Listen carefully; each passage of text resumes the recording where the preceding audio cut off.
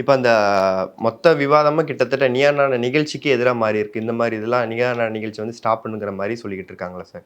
இல்ல அது ஒவ்வொரு காலகட்டத்திலும் இது வந்து முக்கியமா பேசப்பட வேண்டிய விவாத நிகழ்ச்சி.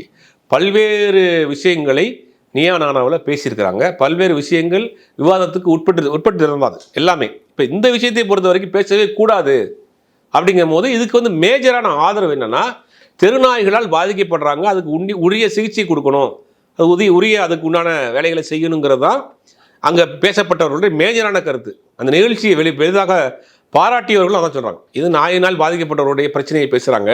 அப்படின்னா பாதிக்கப்பட்டவர்களுடைய பிரச்சனையை பேசுறதா ஒரு நிகழ்ச்சிக்கோ ஒரு கலைக்கோ அழகு.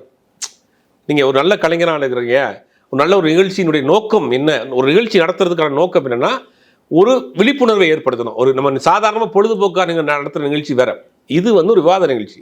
இது அறிவார்ந்த சமூகத்தில் அதில் இது பேசப்பட்ட விஷயத்தில் முக்கியமான விஷயம், அதில் ஒருத்தர் பேசினார், அது இதில் மெடிக்கல் மாஃபியாஸ் இதில் வந்து பெரிய அளவில் நாய்க்கடினால் அதில் அதற்கூடிய அதுக்கு சுற்றி வரக்கூடிய மருந்துகள் தயார் பண்ணுறதுல ஒரு 2 கம்பெனிகள் சிறப்பாக மோனோபொலியாக இருக்குது.